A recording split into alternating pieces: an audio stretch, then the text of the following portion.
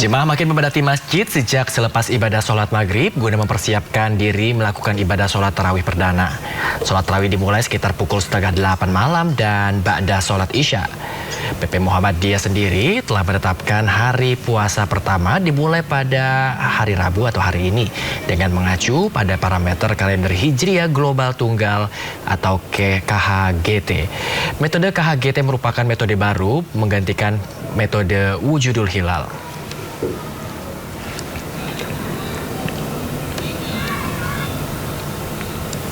Ya, sementara itu di Yogyakarta, pengurus Masjid Jogokarian juga menggelar sholat tarawih pertama di bulan Ramadan 2026.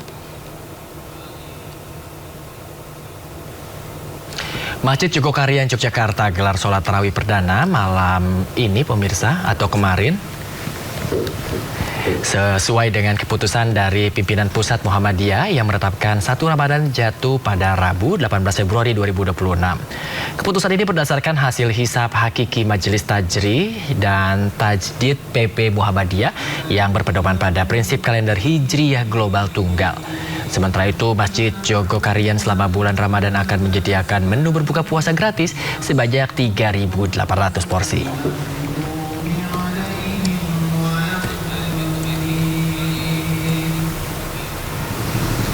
Selain menggelar tarawih perdana, Masjid Jogokarian juga menggelar pasar Ramadan dan memberikan ribuan menu takjil gratis bagi warga. Pihak manajemen Masjid Jogokarian menyediakan 3.800 takjil untuk berbuka puasa gratis. Selama Ramadan, pasar sore Ramadan Kampung Jogokarian digelar melibatkan 350 pedagang. Sebagian besar merupakan warga Kampung Jogokarian.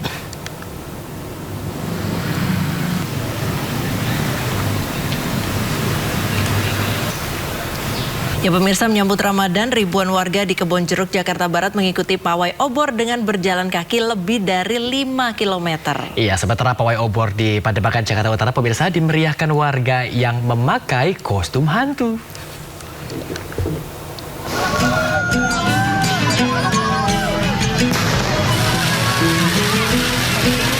Kembang api dan flare menambah semarak pawai obor yang diikuti warga Pesing Garden, Kedoya, Kebonjeruk, Jakarta Barat. Dengan berjalan kaki keliling kampung hingga lebih dari 5 km, warga juga bersolawat. Mereka turut membawa spanduk serta obor sebagai simbol menyambut bulan suci Ramadan 1447 Hijriah dengan penuh sukacita. Warga berharap dapat beribadah lebih khusyuk serta aman di bulan Ramadan tahun ini. Warganya itu kurang lebih tadi hampir 1000-an kali ya. Jadi antusias masyarakat juga yang ada di lingkungan sini sangat menyambut bulan suci ini. Semoga menjadi lebih baik, nggak ada masalah buat ngejalanin ibadah Ramadannya gitu. Tadi senang ya? Iya, senang banget. Jalan apa gimana? Iya, jalan dari sini ke Pesing, terus muter lagi lewat jalan panjang, terus ke sini lagi.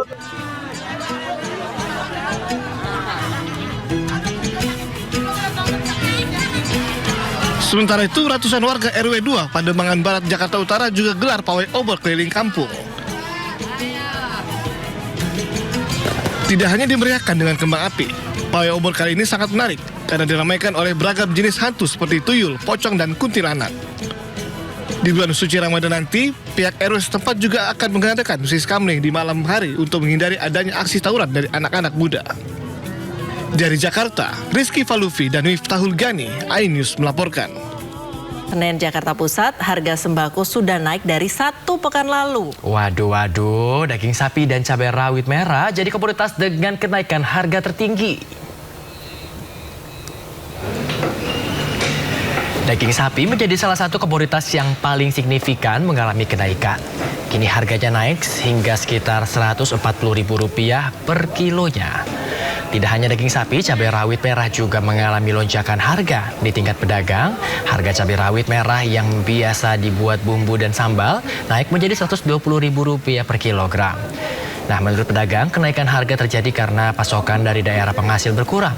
Sementara itu, permintaan di pasar tetap tinggi dan sehingga mendorong harga di tingkat pengecer ikut melambung. Jika pasokan terus bermasalah, dipastikan para ibu rumah tangga ini semakin bingung menyajikan menu sahur dan buka puasa. Pihak terkait harus segera mengatasi hal ini. Atau kalian awet aja ntar sambil jadi kok gitu aja. HP aja.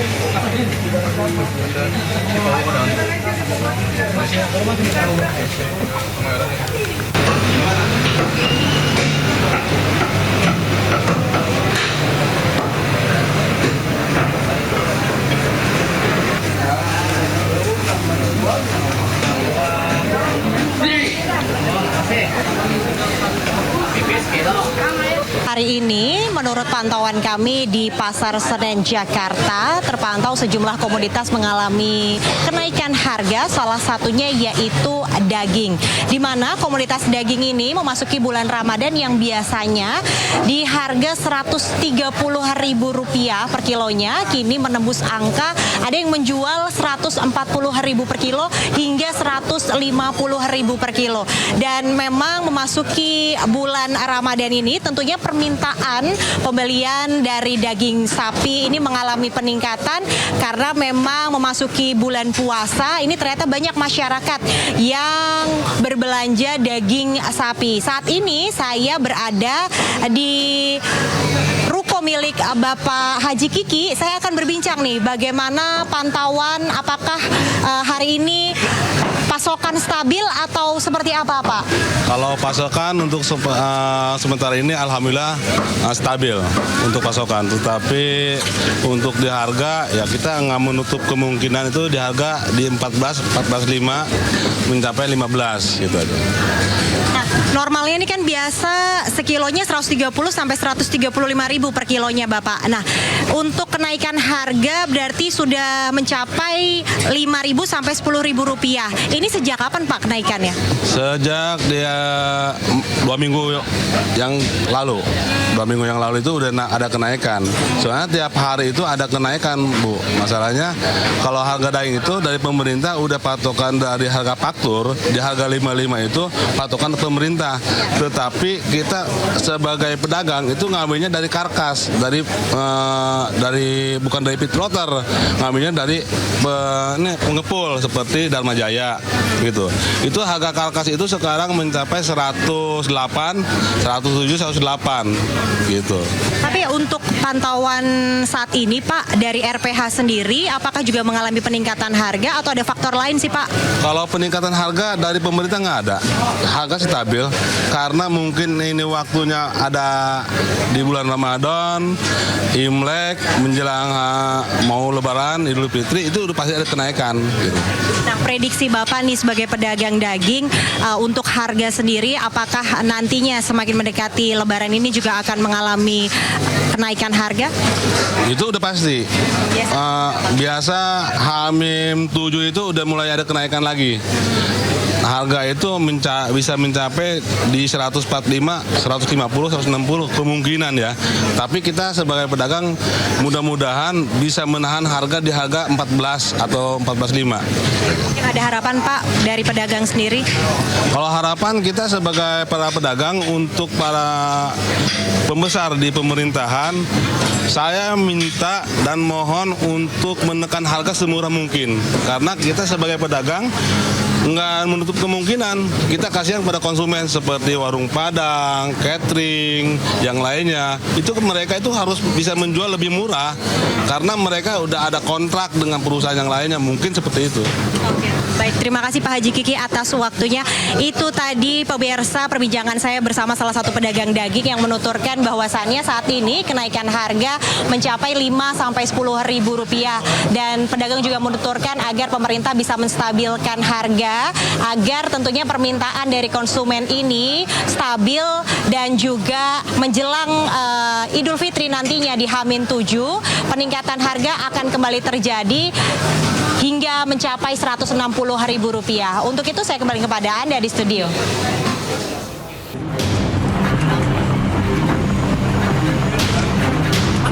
Petugas penanggulangan kebakaran dan penyelamatan sektor Pademangan menerima panggilan darurat ada 2 pekerja terjebak di gondola di Pademangan Timur. 5 personil diterjunkan dan langsung bergerak cepat menuju lokasi kejadian dengan membawa peralatan yang dibutuhkan untuk evakuasi. 2 pekerja bernama Dedi, 29 tahun, dan Ridwan, 35 tahun, terjebak di lantai 18 gedung setelah klep seling mereka terputus saat melakukan pemeliharaan gedung. Kepala Regu Gulkarmat Sektor Pademangan, Tatang Suryadi mengatakan, evakuasi berjalan dramatis lantaran petugas menggunakan tali seling untuk mengevakuasi mereka yang sudah terjebak hampir 1 jam ke lantai 18. 2 orang pekerja yang sedang melakukan pemeliharaan gedung, namun ketika ingin naik ke atas, tali dari kren gondola tersebut mengalami trouble sehingga membuat putus dan tidak bisa menaik. Nah, kita mendapat laporan, kita meluncur, dan kita alhamdulillah kita evakuasi, kita sampai dengan cepat, selamat dengan menggunakan rangkaian sistem jetrik. Jelaskan Bang, mereka terjebak di lantai berapa?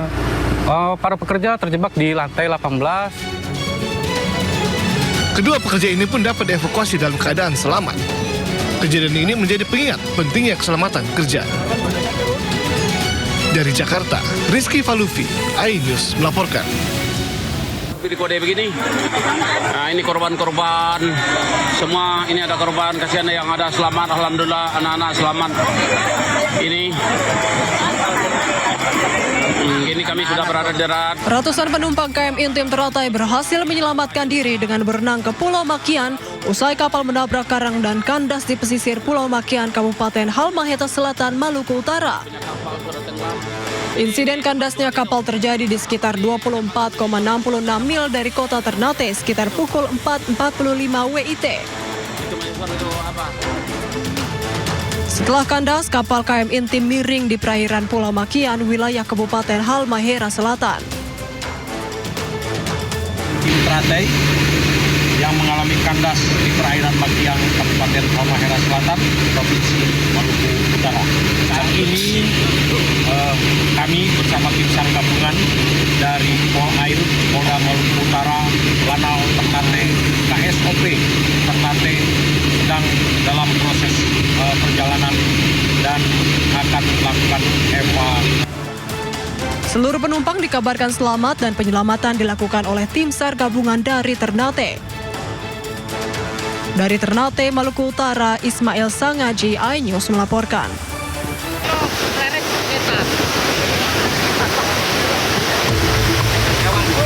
Banjir akibat jebolnya tanggul Sungai Tuntang masih merendam ruas jalan Grobogan Semarang di Desa Manggarmas, Kecamatan Godong, Grobogan, Jawa Tengah.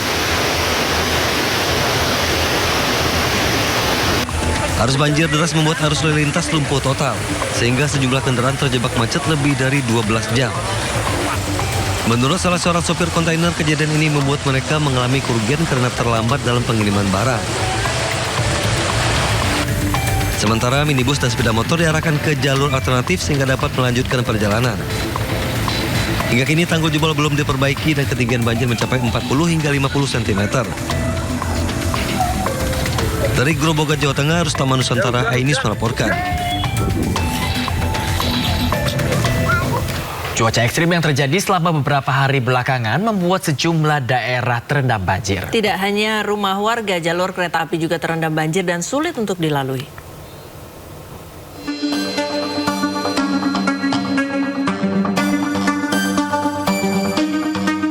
Hujan deras yang mengguyur Jawa Tengah membuat sejumlah daerah terendam banjir.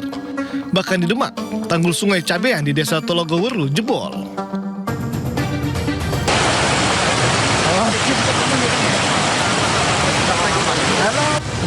Jebolnya tanggul membuat air mengalir deras ke jalan dan permukiman warga.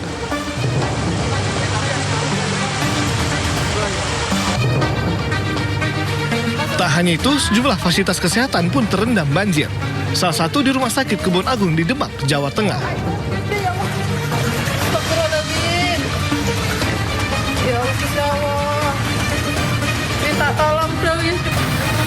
Jebolnya tanggul juga membuat seluruh akses jalan utama terendam banjir dengan ketinggian mencapai 40 cm. Akibatnya kemacetan panjang terjadi di beberapa titik, khususnya di jalur Grobogan Solo. Beberapa jalan terpaksa ditutup dan kendaraan dialihkan memutar di arah Likat Utara, Purwodadi, Grobogan, Jawa Tengah. Sementara di Grobogan, Jawa Tengah, Tanggul jebol membuat air merendam jalur kereta api Karangjati Gubuk, tepatnya di Desa Papan Rejo, terendam banjir.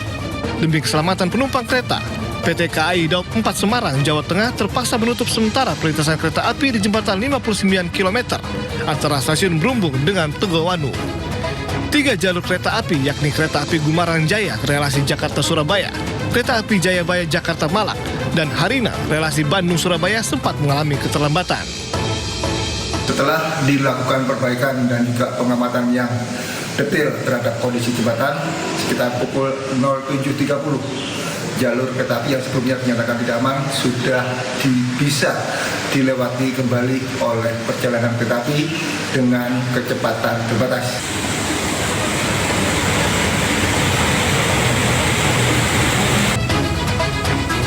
Saat ini air sudah mulai surut, kereta api pun sudah bisa melintas perlahan. Tim Liputan iNews melaporkan.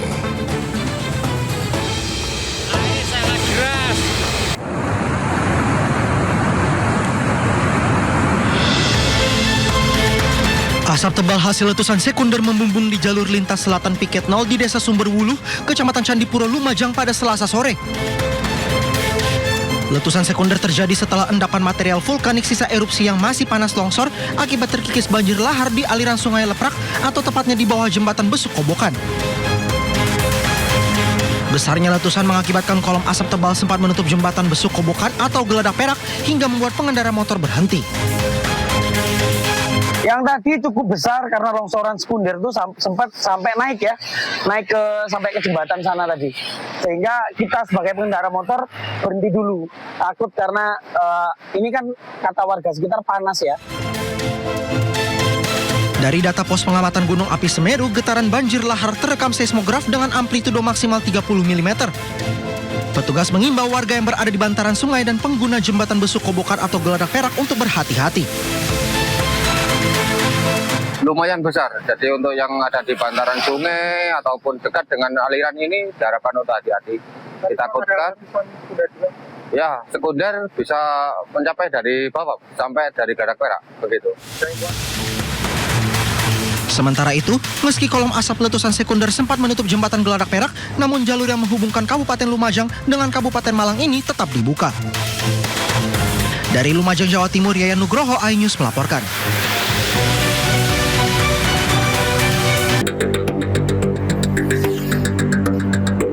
Polres Gunung Kidul berhasil mengungkap kasus pencurian rumah yang sempat viral di media sosial yang dilakukan oleh seorang nenek yang sudah 6 kali masuk penjara. Saat beraksi, pelaku cukup nekat karena dilakukan siang hari dan saat pemilik rumah berada di dalam rumah. Pelaku membawa kabur perhiasan emas serta sejumlah barang berharga lain senilai jutaan rupiah. Saat beraksi, pelaku selalu membawa keranjang dan mencari rumah dengan pintu tak terkunci dengan modus pura-pura tawarkan sayuran atau barang bekas. Polisi berhasil menangkap pelaku di rumahnya di wilayah Samas, Kabupaten Bantul. Bahwa si pelaku ini selalu menggunakan sarana yang bronjong atau kronjot yang seperti dilihat di samping itu, selalu menggunakan itu. Kemudian menyaru ketika si pelaku ini ketemu dengan si tuan rumah ini, terus kemudian si pelaku ini nyaru sebagai penjual bawang merah, penjual buah-buahan, pencari barang bekas atau rosok seperti itu. Atas perbuatannya, pelaku diancam hukuman 5 tahun penjara. Polisi juga mengimbau masyarakat agar menyimpan barang di tempat aman dan mengunci pintu rumah. Dari Gunung Kidul, Yogyakarta, Kismaya Wibowo, iNews melaporkan.